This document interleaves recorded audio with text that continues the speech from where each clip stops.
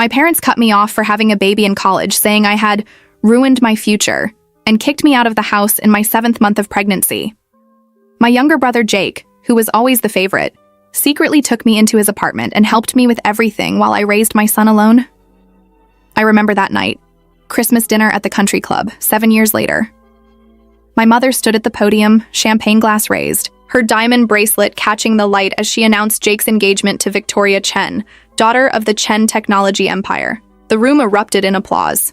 My mother's eyes found mine across the room, and her smile turned razor sharp. "Of course, not all my children made choices I'm proud of," she said, her voice carrying over the clinking glasses. "But at least one turned out successful." The room went silent. Waiters froze mid-pour. Victoria's father shifted uncomfortably. I felt my 5-year-old son, Nathan, grip my hand tighter under the table.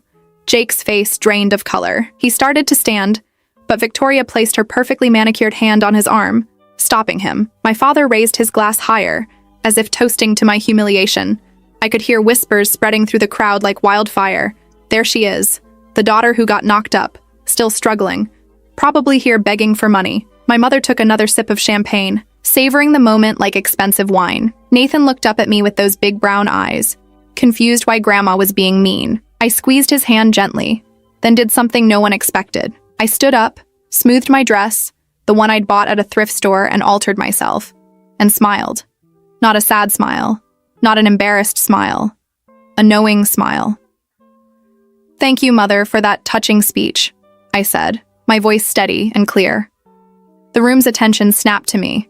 "I appreciate you reminding everyone here about the choices I made." I reached into my purse and pulled out a manila envelope, holding it up for everyone to see. "Since we're sharing family news tonight, I have an announcement too." My mother's face twitched, just barely, but I caught it. That flicker of uncertainty. Jake was staring at me now, his expression unreadable. I walked toward the podium, heels clicking against the marble floor, every eye in that room following me. My mother's fingers tightened around her champagne flute. She had no idea what was coming. None of them did. Because while they'd spent 7 years treating me like the family embarrassment, I'd been building something they never saw. And tonight, in front of their precious social circle, they were about to find out exactly what their discarded daughter had become.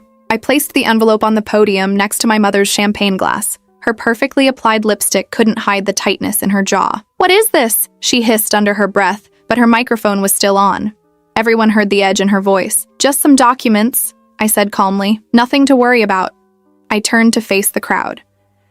7 years ago, my parents made it very clear that I was no longer part of this family. They cut me off